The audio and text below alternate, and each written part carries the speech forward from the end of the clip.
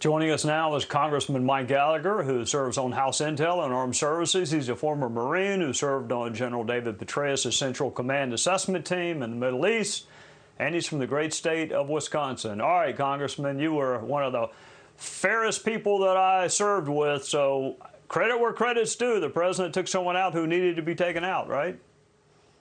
Absolutely. Zawahiri was a major figure in the global Salafi jihadist movement. The world is safer with him gone. But I fear we are back to September 10th again in Afghanistan, because this proves that we have a country controlled by the Taliban providing effectively safe haven to al-Qaeda. As you point out, when Zawahiri was killed, he wasn't in some remote cave or compound. He was in the heart of Kabul, in a house owned by a top aide to a senior Taliban leader, Sirajuddin Haqqani, who wrote an infamous New York Times op-ed saying that the Taliban wouldn't tolerate the presence of disruptive groups. Trey, if al-Qaeda isn't a disruptive group, I don't know what is. So, again, I'm glad that he's gone. I give credit to the administration for making the call. But for the president then to go out there and spike the football when the details of Zawahiri's death so clearly contradict the premise of their over-the-horizon counterterrorism strategy, that strikes me as either profoundly arrogant or naive. And in fact, in some ways, we're in a worse position than we were on September 10th, because the shameful way in which we surrendered in Afghanistan has invited aggression in other parts of the world, whether it's Russia taking advantage of our weakness in Ukraine or the increasing tension over Taiwan. So we have a long way to go after this strike. All right, Mike, you're an expert in this field, so I'm going to do what I used to do, which is steal your questions and then turn them back and ask you those same questions. What does it say? It's barely a year after our withdrawal, and the Taliban is offering refuge to the killer of innocent Americans. What does that tell us?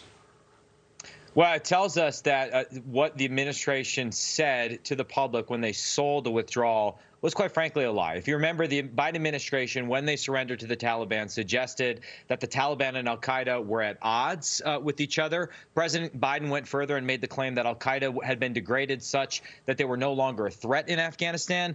Well, that wasn't true then, and it clearly isn't true now. Trey, even a CNN fact check at the time pointed out how bogus of a claim that was. I'm not suggesting that there is some easy silver bullet solution for the complexities of counterterrorism in the Middle East, but a starting point for a successful, coherent strategy that the public can support is being honest with the American people. And sadly, we have not gotten honesty from this administration. And that's why I worry that we are just walking right back in to a disaster by allowing a dangerous terrorist group to have safe haven in a country controlled by the Taliban. All right, Mike, I know you can do this in a minute, but tell us, what is the over-the-horizon policy and what's a better alternative?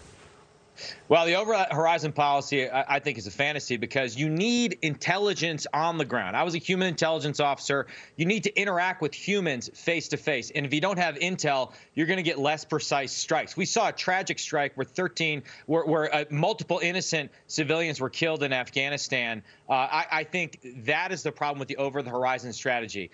A better strategy would be for us to build off of our partnerships and our alliances in the region to work by, with, and through local partners on the ground. And how about this? We're going to have to build a bigger military. So instead of spending all this money on Green New Deal policies or hiring 87,000 new IRS agents, let's plow those resources and energy into solving our recruiting crisis. I'd rather have 87,000 more hard-charging Marines, sailors, and airmen than a field army's worth of IRS agents.